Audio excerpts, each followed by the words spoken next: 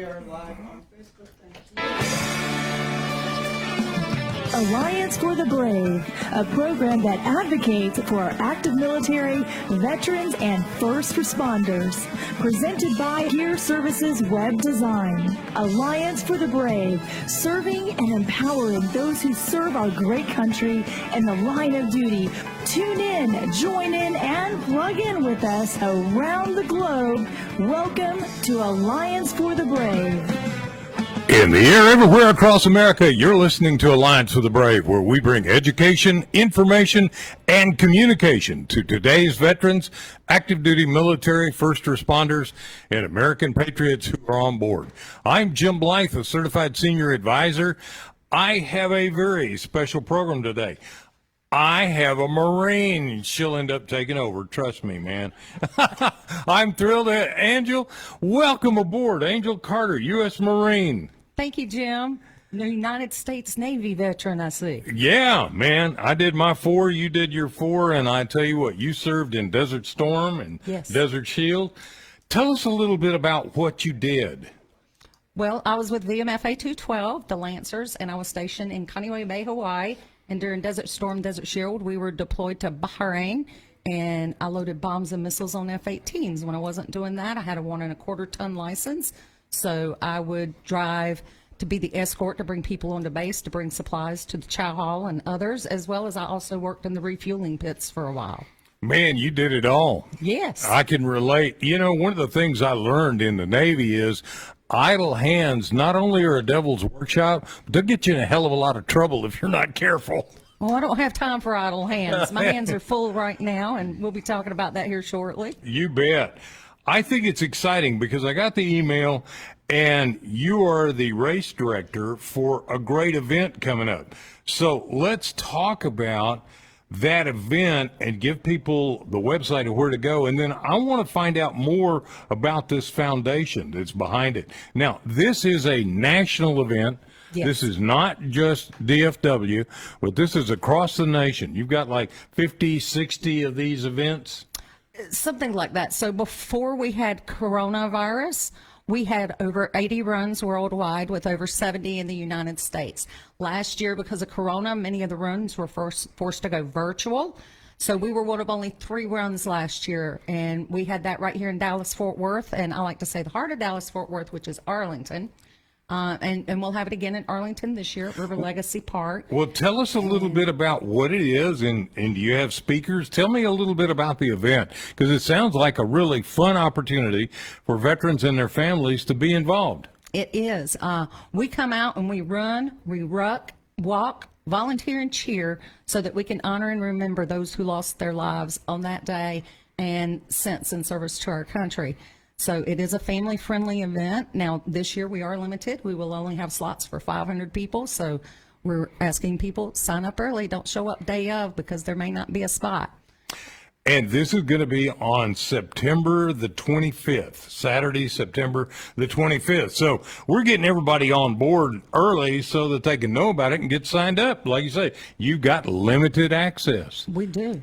And you've also got a good friend of mine that's involved in that, Sam Horowitz. Yes, Sam is on our planning committee. Last year she was co-race director with me.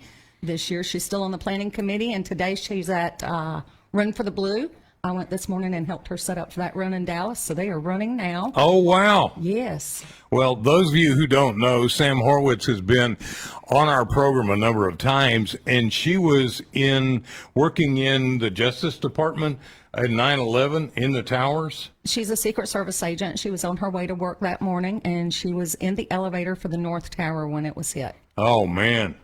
That's quite a story. But this is important for several reasons. Mm-hmm. Number one, to remember 9/11. And I think this was a time that this nation came to its knees and people started working together. And I think right now, with all of the division, all of the contention that's going on, remembering a time when we all came together is a smart thing. Yes. So kind of the feeling you get, or that I get when I'm at the 9/11 Heroes Run, is the September 13th feeling. So yeah. September 12th. So September 11th is when they hit the towers. And then September 12th would be when everyone came out and they flew the flags and we came together as a country. And there's a lot of division in the country now, and this is something that helps draw us back together. Also, the other thing that I have learned is very, very, very important for veterans to get out, work together, be together, socialize together, but so many veterans isolate. Yes. And so many veterans have PTS or other problems, and sometimes they self-medicate with alcohol, sometimes they self-medicate with drugs. So getting involved in something like this, being there with your family or being there part of the military family is a hugely important thing to help people. Yes, it is. And last year we were limited. We only had 200 people, but we still had that feeling, and we are going to do that again this year. We're one of only 30 runs this year. You mentioned earlier asking about it being national, and I think at last check we had 33 runs across the U.S. that are scheduled on or about September 11th for this. So the event is not only an opportunity to get together and do all of these things, but it's also a fundraising event. Exactly. It is a fundraising event. The Travis Manion Foundation, and we have several programs that we have, but all of them are geared towards teaching the character strengths and how to recognize what they are and then use those within your community. And for me, you were talking about the PTSD. I was one of those people that used to be on the couch. And now because of my involvement with veterans organizations such as the Travis Manion Foundation, I'm off the couch and I am out there serving my community again. It's so important that we do this and that we help each other out. We serve each other. We are a unique brother, sisterhood, however you want to refer it. Our family, our military family, whether you were a Marine, I was Navy, Air Force, Army, Coast Guard, we all served. And I think we all went through various and sundry things that changed our life. Absolutely. Make things a whole lot different. Now, you got involved with the Travis Manion Foundation. You are the race coordinator. Yes. What motivated, what got you involved? How did you get involved? What were the steps?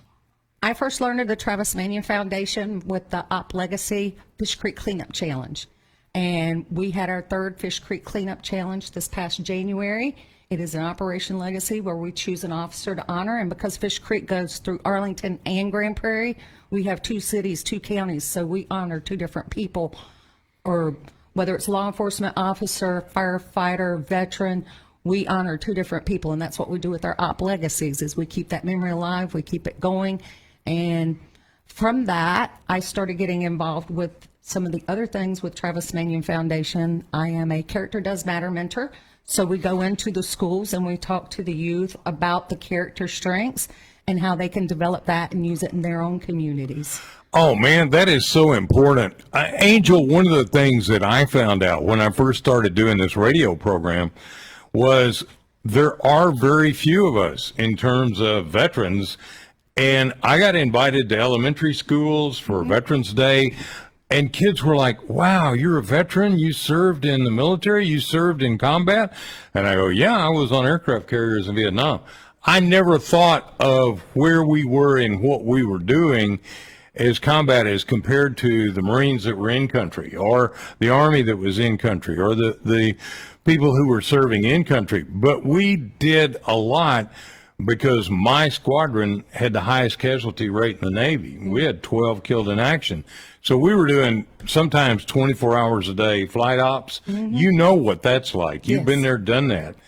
And I think it's important, again, that we go back and we are able to mentor to children, to the elementary schools. Yes. Now, when you were growing up, you told me that you wanted to be in the Marine Corps. What motivated, what brought you to want to be a Marine? Esprit de Corps. Yeah. And I did not know what that was when I wanted it, but I knew other Marines and I saw what they had. I saw how they walked a little taller, their backs a little straighter, their chins a little higher. And they always had that sense of purpose and duty and honor, and they loved their country and they loved each other.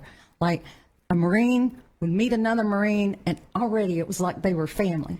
And that was what hit me, was I wanted what they had. I didn't know what it was, but I found out through going through it, it's esprit de corps.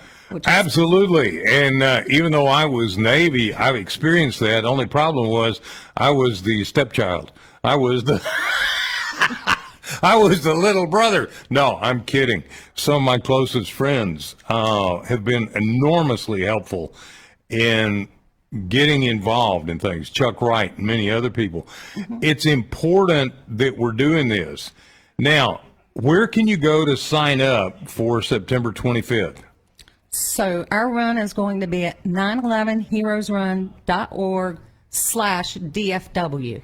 And if you're not looking particularly for DFW, just 911heroesrun.org. And there's a map. You can choose wherever in the country you see one of those. And if we don't have one near you, you can sign up virtually. And that was going to bring me to, that's kind of how I became the 911 Heroes Run race director. Last year, we didn't have anyone to take that mantle because the person who had it previously was now living in California with a toddler and a baby. So we were down to kind of like the tiny hairs, and I was like, I've handed out water at the run. I've helped set up. If not me, then who? So I took the mantra for the Travis Manion Foundation, if not me, then who, and applied that to myself. And so I don't just go and tell other students. I don't just go and tell other veterans about it. I actually brought that into my life, and I incorporate that, and that's how I became the 911 Heroes Run race director for Dallas-Fort Worth. Man, that is a message right there that just grips me. If not me, then who? Yes. Because I have had too many circumstances in my life where nobody stepped up to the plate. Mm-hmm. And I said, I will. Yes. And, I think that's some of the character traits that we learn, we develop, that become an integral part of us in the military. And I say to young men and women, be involved, get involved, do this, and you're going to find. And I think there are some kids who embrace that, but there's a lot of young people today that are really reluctant. They're sitting on the couch, they're playing with their Game Boy, or they're going with antisocial behavior, using their cell phone and losing out on being involved. Yes, absolutely. And COVID's not helping with that either, because COVID kind of forced a lot of people to be isolated that maybe usually were not. So it was even more important that we have this for people to participate in and to learn about Travis Manion Foundation, if not me, then who, and what we do, and get that out there. It's critically important. Well, we're going to be taking a break in just a second, in just a minute, and I want to come back and talk more about the Travis Manion Foundation. Mm-hmm. Who was Travis Manion? How did it get started? What is the purpose of the Travis Manion Foundation? And it's been around for quite a few years, hasn't it? Since 2007. 2007. Wow. Yes. And Travis Manion was actually one of the people that went to New York after 9/11 and helped with the cleanup. Sam was talking about this morning, Sam Horowitz, when I was at the run this morning, about him being there in New York City helping with that. And what was he? Was he a firefighter? Was he was something before he went? He was in the Army or Navy? I don't remember. He's a Marine. Marine. Well, I should know. The very best, are Marines.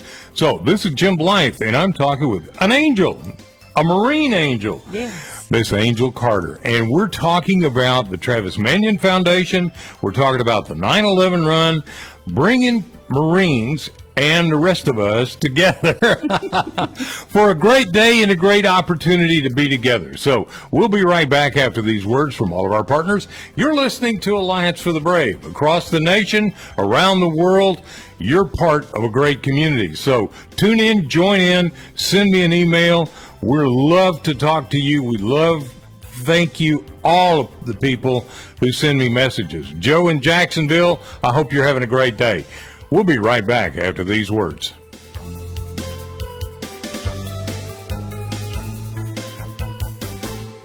Facebook, we're having a great conversation this morning with Angel Carter, Marine, U.S. Marine. Man, I love your hat. Thank you. I love your hat, too. Yeah. I tell you what, I get so many compliments, and people come up to me and go, well, thank you for your service. They go, you didn't even know what I did, but thank you. I'm thinking. I think that comes because a lot of people don't know how to express their gratitude, and that's kind of their fallback. And over the years, I just tell them it's my honor or you're worth it, because everyone out there is worth it. And it was indeed my pleasure, my honor. And not a lot of people get to be a Marine, and there's even less female Marines. So I've actually had people tell me that I'm like a unicorn. They've heard about women Marines, but never met one. Well, we had Navy Waves, and they did some tremendous work. Matter of fact, there was a Navy Wave in the tower that when I was in the back seat of a TA-4 Skyhawk that crashed on the runway, she was like, November Papa 357, I believe you're on fire. And I'm like, no kidding. Yes. So it's important. A lot of people don't realize the important role that women play in the military. And I think that going back to Vietnam, when I was here in Vietnam, it was a situation where women were filling in more of the clerical jobs, the more sedentary jobs, the non-combat jobs. You were part of that group that basically got started because you were deployed to Bahrain. Yes. And you were loading bombs, and you were doing what typically was considered men's work. It was. Matter of fact, my stepmother objected to my joining the Marine Corps because it was for men. She encouraged me to join the Air Force like my stepfather and her son had done. And I'm like, you raised me with burning bras and marches and glass ceilings, and now you're telling me that the Marine Corps is for men. But yes, I had a desire to do that. And at one point, it was regulated by the federal government that no more than 6% of the Corps could be female. So that's part of the problem as to why many people have never actually met a female Marine. They're out there. I think they are out there, and they did an incredible job. And I think today they're doing an even more incredible job. And they've opened up assignments, combat pilots, combat. You were a truck driver, a ton and a half, or is that? I also had my license for 1.25 ton, and I had my drive time for the 5 ton, but never got the classroom time to actually get that license. But yes, I was blessed at the time that I served that it was more than just clerical work and what had commonly been known as women's jobs in the military. Well, let me tell you, my hat's off to anybody. I've got a lot of clients who are truck drivers, and that's a profession that's pretty darn tough and demanding. I know. I tried to drive a truck one time and took out a bunch of stop signs. So we're going to be back on the air in just a minute. So Facebook, send us a note. My wife, Diane, is taking a look at everything and getting us the information. Say hi to Megan Cruz Miller. Oh, Megan Hi, Cruz my friend Miller. Megan. Yeah. Victoria, well, thank you for being on board on Facebook. And we'll be right back on the air in just a moment. You're listening to Alliance for the Brave, honoring, serving, and empowering those who serve our great country in the line of duty. Today's program is presented by Gear Services Web Design. Learn more about our mission and how you can plug in with us at allianceforthebrave.com. Now, back to the conversation. Anytime I get to talk to a Marine, I know I'm in over my head. I'm kidding. Trust me, I couldn't drop and give you 50 and push-ups if my life depended on it, not with my back. But you, sir, we were talking on the break and on the Facebook. You served at a time that was a huge transition for the Marine Corps, for women in the Marine Corps. Mm-hmm. When I was in Vietnam, women were only in the military in clerical type positions or non-combat positions. Mm-hmm. There were no women allowed on an aircraft carrier whatsoever. I know I went on the USS Truman back in 17 to interview a number of sailors, and I couldn't believe there were women working on the flight deck, women working in the shops. It was amazing. Tell us a little bit more today about today's Marine Corps and the opportunities that are there. And you experienced the transition between the two. And then we're going to segue in talking about how you segued into the Travis Manion Foundation. So tell me a bit about what was going on then and what's going on now. Well, during Desert Shield, Desert Storm, we were actually, we knew our unit was going to be going, but we were told at first that the women were not going to be allowed to go. And that was going to be a huge hit for the ordnance shop in particular, because we had 3 female Marines in the ordnance shop alone. And as they're already calling people back and extending people, so we had to rally for ourselves just to be able to go. We're like, hey, we've been through the training. We've been here with men every day, loading bombs, unloading them, because when you're not dropping them during wartime, they're dummy bombs and you have to take them back off. So we had been doing all of this already, and we wanted to go. We didn't want to be excluded at the last minute, and we were one of the first units that let women go over into that situation. So it has expanded a lot since then, because we have women now that have been working with security forces and other MOSs where they are out there, they're on the front lines. Now, they may not be in the trenches like we commonly think of in wartime, but when you are manning the gate of a base and you've got people potentially trying to blow you up with a suicide bomb, it's kind of the same thing. Yeah. And then you've got women Marines that are now combat pilots, from what I understand. And I can think, seriously, I'm a pilot, private pilot. Many times women are steadier and calmer and handle some of those things better than men do. So this is an important thing for young men and women today to know, especially women. There are opportunities that didn't exist 20 years ago. There are opportunities that darn sure didn't exist 50 years ago. And that's important, because I tell young men and women, especially women, here's a chance to start your life. Here's a chance to start your career. You don't have to necessarily make it a career, but it's a chance to start your business life. Yes, it is. And it teaches a lot about discipline and how to get things done. So I grew up and I was given chores and had to do things, but it was only once I was in the Marine Corps that I learned, oh, there's a certain way to fold the towels to make it fit better. Like growing up, it was just fold the towels, put them in there. But then in boot camp, they're like, no, you fold a towel this way, you make the bed this way. And it really kind of set the tone for how I went from there. So I have more order and discipline in my own life because of that experience. Without a doubt, plus the leadership training that the military constantly is hammering you with. I think that's an important thing, because it changes the dynamics. And I've talked to many people, they go into industry and they're like, you got to be kidding. These people, they just sit around looking around going, what do I do? Or it's not my job. Yeah. In the Marine Corps, it didn't matter if it was my job or not. If I saw a piece of paper on the ground, I picked up the piece of paper because that was the right thing to do. But now I know that we have a lot of people that they don't see it as their responsibility, so they don't do it. And I think that's another thing that the military teaches. And another thing is getting involved. Yes. So when we come back, we're going to talk about the Travis Manion Foundation and how you can get involved. This is Jim Blythe, Certified Senior Advisor, U.S. Navy veteran. Angel Carter, U.S. Marine Corps veteran. Yes. Combat veteran from the standpoint of being in Bahrain? Yes. You bet. You got it. I got to tell you, there is always a place for you at our table when we're talking about veterans issues and military issues.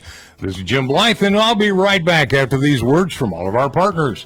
Thank you for being on board. Thank you for being part of our Alliance for the Brave.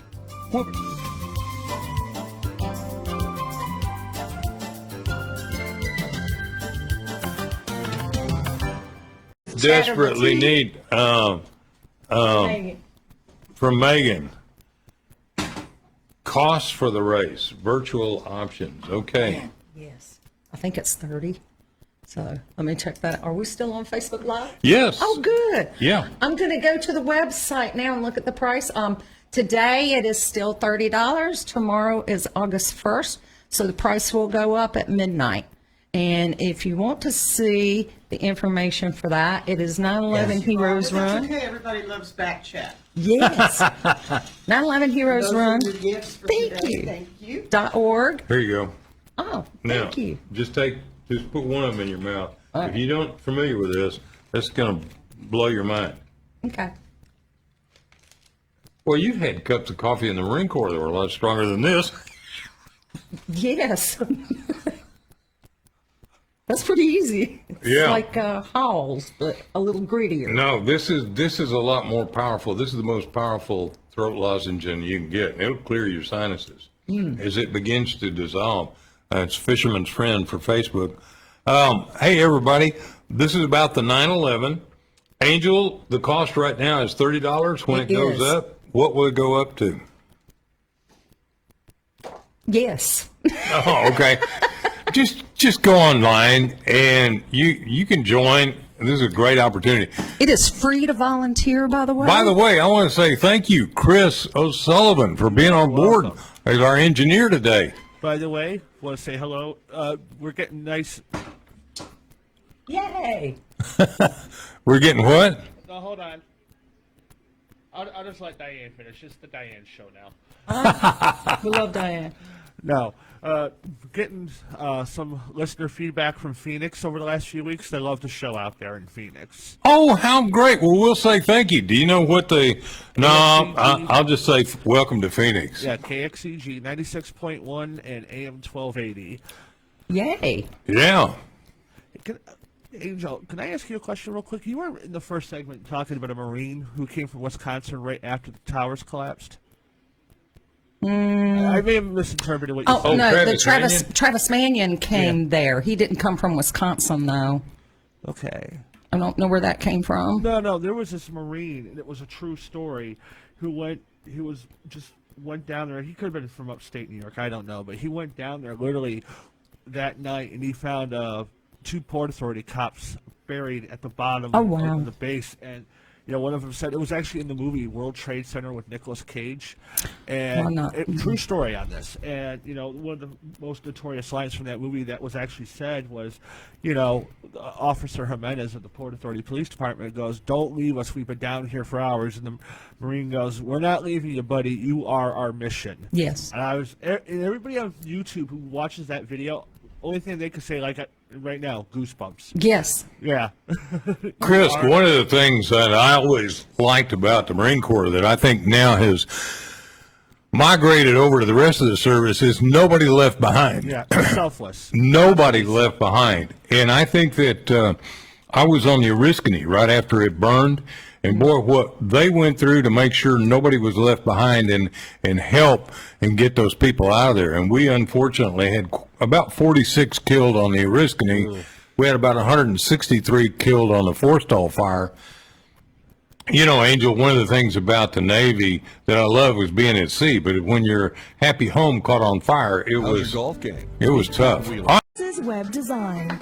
Visit us on Yes, there Facebook is a virtual- or online at allianceforthebrave.com. And now back to Alliance for the Brave. Well, welcome back on board. You've got Jim Blythe, and I've got Angel Carter, who's with the Travis Manion Foundation, and they're putting on a 9/11 walk, run, ruck, you name it, you do it, right? Is that it? Exactly. And it's a 5K. It is timed. We will have the chip time event. And we also have a 1 mile fun run walk for people who don't want to do 3.1 miles.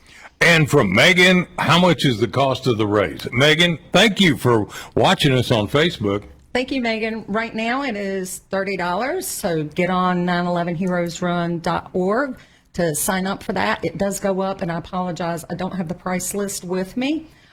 We also have a virtual option. So if you're not in the Dallas-Fort Worth area, or if you're not in an area where there is a 9/11 Heroes Run, you can certainly go online and choose to participate virtually. Or if you live in DFW and you just go, I'm not ready to be around people yet, then we offer that option as well.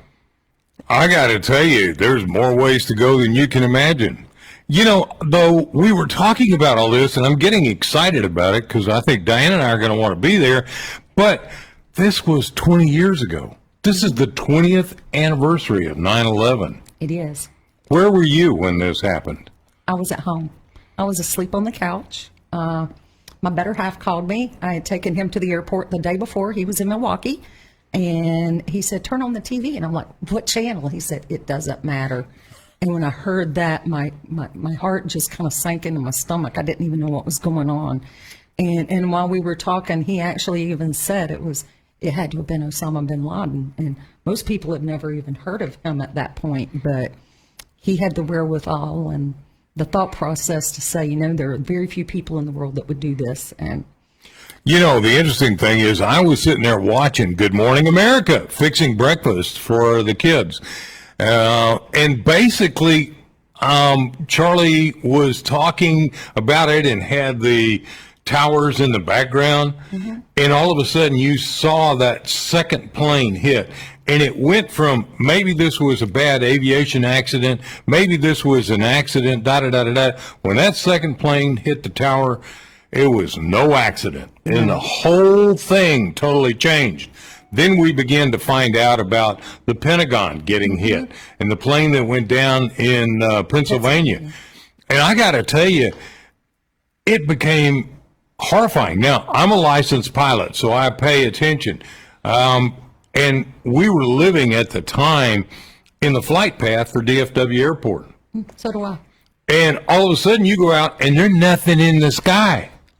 I mean, there is no planes. And that night I went out, normally you could see planes as far as you could see onto the horizon. You could see the lights of planes headed for DFW Airport. Nothing. Zero in the air. Let me tell you something. That got my undivided attention. That told me right then, there's something bigger going on here. And I got to tell you, that really, really got my attention.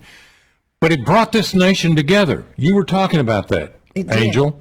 So everyone knows about 9/11 and where they were. But on 9/12, that's when all the flags came out. That's when we had our pride as a country and we pulled together. And that is the spirit that we want to bring to our 9/11 Heroes Run, is that feeling of 9/12 when we all came together and we were one again. Boy, I don't want to see us go through another catastrophe like that, but I sure wish that everybody would turn around and go, wait a minute, we're all Americans. Yes. Even the people that are trying to get in this country want to be Americans for a good reason. Mm-hmm. Now, there's some not so good. I don't want to go there right now. I want to focus on how we can lift everybody up. And going into the military lifted you up, didn't it? It did. It changed your life, didn't it? It did, because when I went to college, I had no clue what I was going to college for.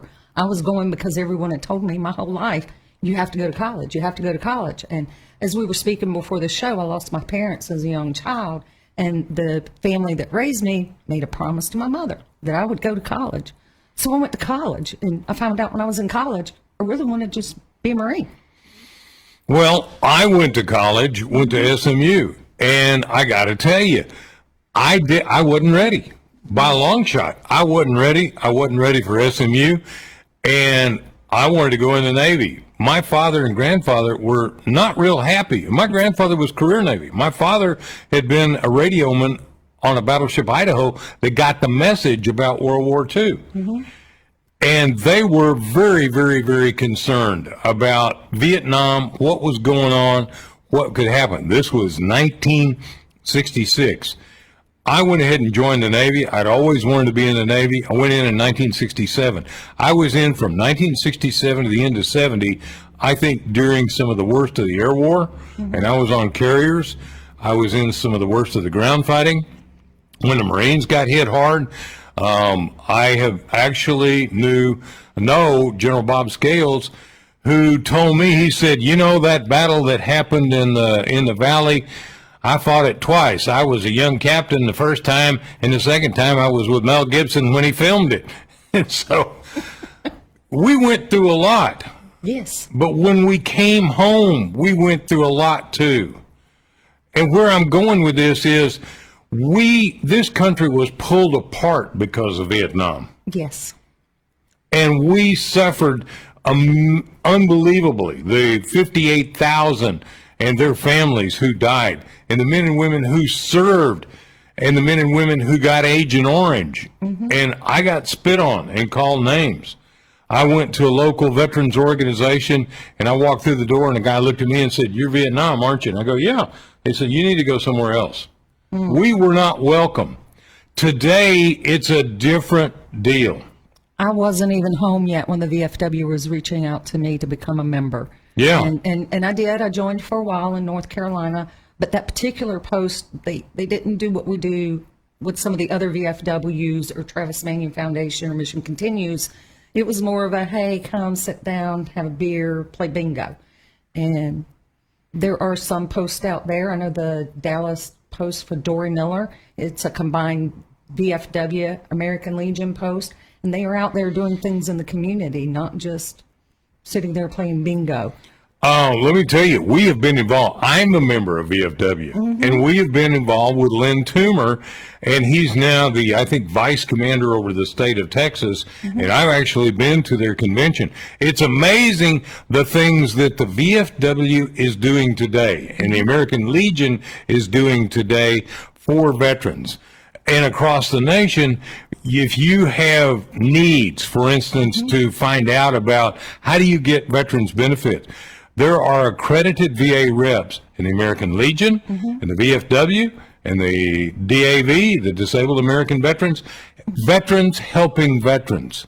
That's what we do. It was a little different 30 years ago, though, when I got, much like it was different for you when you got out of Vietnam, it was much different for me when I got out of Desert Shield, Desert Storm. I think back then, they used to be more social groups, whereas now they realize we need to do more. We need to be part of the community. And I love that because I also volunteer with the Mission Continues. We're not talking about them today. Oh, but we have had them on. I think that is incredible.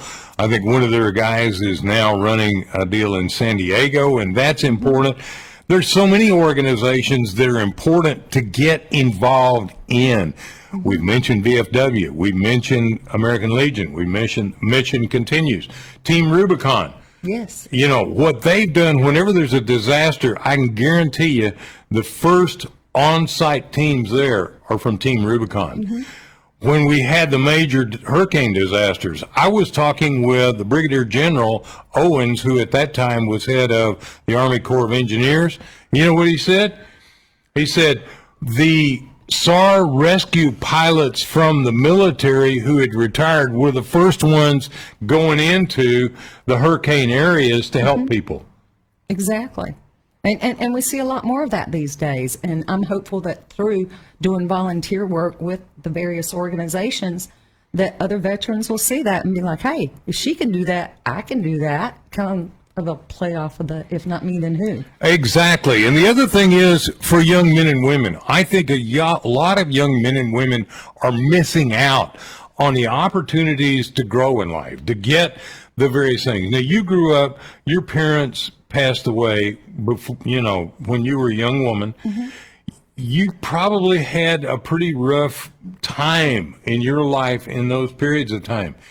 And one of the things you said to me off camera was, hey, the esprit de corps. What you were saying to me is the family.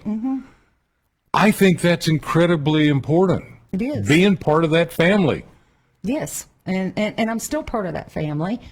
Matter of fact, in November, we have a unit reunion that I'll be going to in Vegas. So it'll be my second one, and it's always great. But I got news for you. In November, we're going to a reunion of my squadron, VA 163, and we're going to be in Virginia Beach.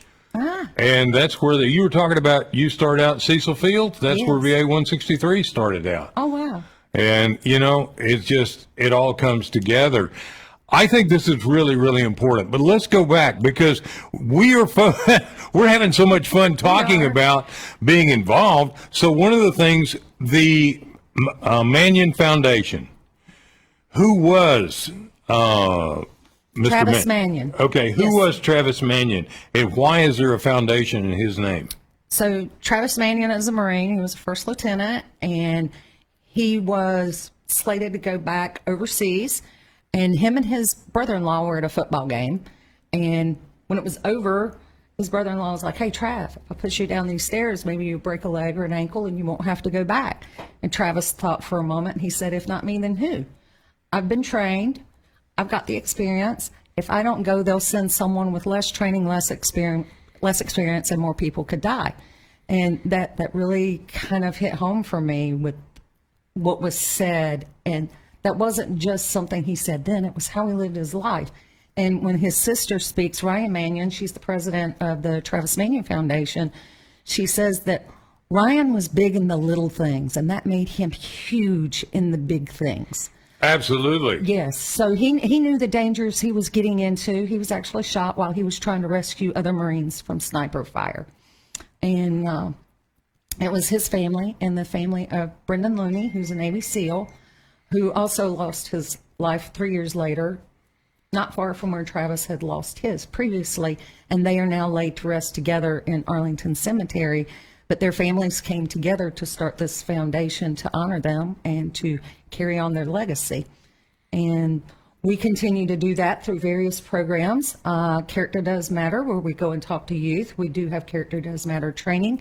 And you don't have to be a military veteran. It can be first responder, so firefighter, police officer. And as you know, Sam, she's Secret Service. So, and it's very welcoming to the Gold Star families because it was founded by Gold Star families. So we have to remember that when we're serving as veterans, it's not just us. Our families are part of that experience too. And you were married in the military. I was. And you had a family. You know what that is.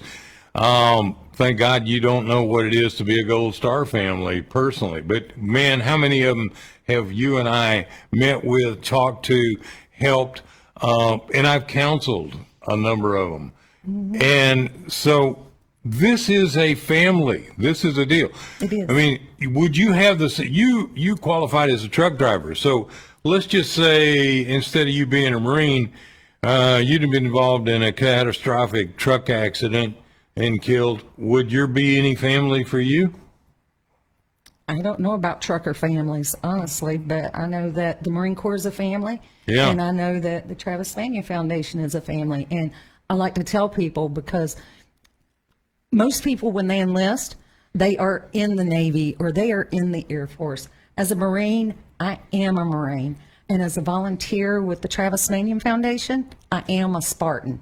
So it's kind of, yes, it's kind of one of those things where I can hold my head up high and put my shoulders back and be proud of what we're doing. Yeah. And happy to share it with others and be like, hey, come join me. This is fun. So you have character training. Would they take a character like me? We absolutely will. Matter of fact, we have training scheduled already. I'll be glad to hook you up with Dion. I probably need that because my wife says I rhyme way too much. Well, we're going to take a break for just a second and then wrap this up. Again, Angel, thank you for being on board and being a part of this.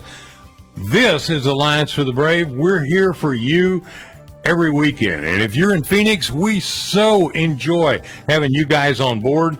Norfolk, Jacksonville, Iowa, Nevada, California, thank you for being part of our family in Alliance for the Brave, where we bring education, information, and communication. Check us out on Facebook. Send us a note, allianceforthebrave.com. Love to talk to you. We'll be right back after these words from all of our partners. You're listening to Alliance for the Brave.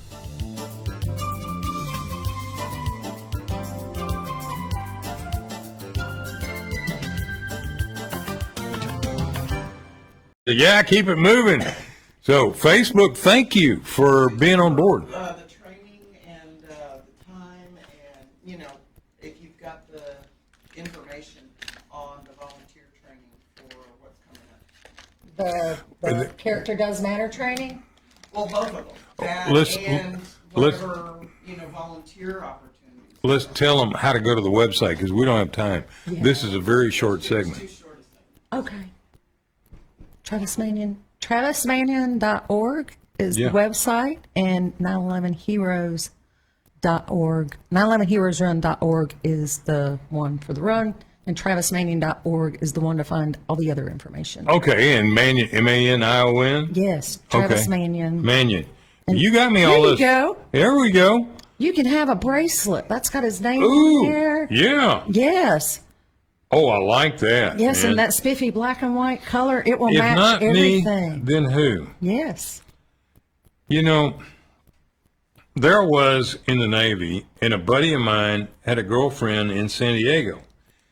And he says, hey, come go with me to San Diego. And so we went to, and she lived in a little town called La Jolla on the north side of San Diego. Beautiful place. And we decided to go down, and we were in an area called Sunset Cliffs and these beaches. And we built a little fire, and we were cooking hot dogs, and she had a little boy. And we were having a great time. Well, kind of the weather was coming in a little bit, and the wind was picking up, and it was getting cloudy. And all of a sudden, I heard this scream. And I looked out, and here was a woman waving her arms and screaming, and I could see past her looked like a body floating in the water. And I immediately jumped up, ran down to the beach, swam out, and pulled this guy out. And I had had a whole bunch of life-saving when I was in high school and some training in the Navy, and got this guy out, and we got him on a surfboard. I got him upside down, wrapped him in blankets, and I pinched his legs and toes, and I realized his neck's broken because he couldn't feel anything. And I was yelling, get the EMS, get the EMS. I never knew the guy's name. And I got up, when the EMS came, I was holding the guy's hand, and I got up and just quietly backed out and left. And when you said, if not me, who would? On that beach, there must have been 30, 40 people within earshot. You know how many people helped me go get him out of the water? Maybe one. Nobody. Nobody. You know how many, once they saw me coming out of the water with him, they shot, and I screamed, give me a surfboard, and give me some towels. But this is really true. It is. If not me, who? That guy would have died if I hadn't gone in the water. It's not about me. It's about what the military makes us into, is people who care. Yeah. In a sense, in my world, I kind of feel like there's three kinds of people in the world. There's going to be the person that throws the trash on the ground. You're listening to Alliance for the Brave, honoring, serving, and empowering those who serve our great country in the line of duty. Today's program is presented by Gear Services Web Design. Learn more about our mission and how you can plug in with us at allianceforthebrave.com. Now, back to the conversation. Well, thank you for being on board, and we're about to pull this program back into the dock. I want to say a special thank you to Robin Valtudo, our executive director. I want to say a special thank you to my wife, Diane, who's running the social media, and today, Chris O'Sullivan, who's engineering and keeping us going. That's really great. Thank you. And thank you for all of our affiliates across the nation, and thank you for the people who've tuned in on Facebook. Really helps us out. We're always here for you. So send us a note. Love to hear from you. We're all about that. And with the Travis Manion Foundation, where can people go? Where do they need to go to find out? How do you get character training? How do you get plugged into a race? How do you get plugged into this organization? Okay, so the website is travismanion.org, and that will get you to the main website that has all of the different things where you can learn about the Character Does Matter, the Character Does Matter training. You can also find out about the Manion WAD, which we didn't even get to, the 9/11 Heroes Run, Operation Legacies. You can find out more about the Heroes Run at 911heroesrun.org. And if you want to look for us, add that / with DFW to the end of it. And then we have a Facebook page, so you can look for Travis Manion Foundation on Facebook, as well as we have our local Facebook group for DFW. There's a central region.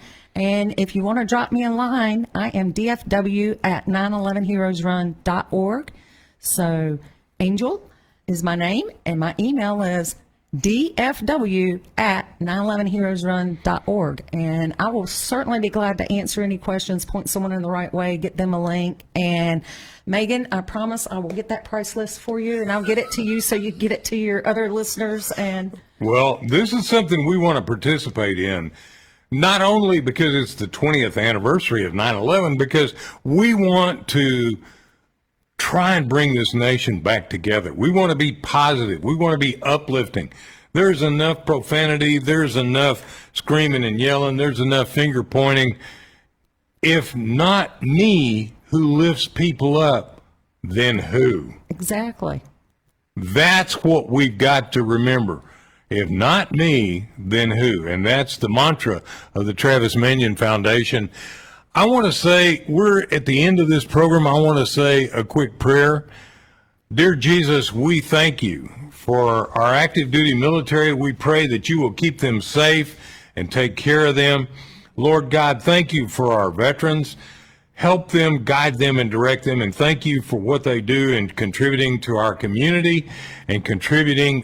And they all took the oath that they still honored today.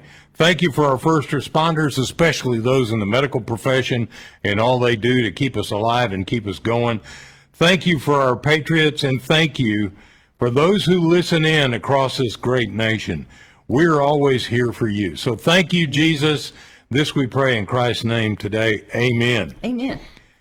Real quick, what would you say to a young woman who's getting started in her life? Real short. What would you say to her about the Marine Corps? Follow your dreams and don't take no for an answer. Yeah, Yes. I did. I was joined. told no by the recruiter because back then only males counted towards the quota. So whatever it is, just keep after it. Anything worth having is worth fighting for. Absolutely. And if you're listening to yourself and you're following your dreams, your dream may be to be so much more, be part of a larger organization. So we're saying, be part of the military, be part of our family. This is Alliance for the Brave. Thank you for being on board. Small town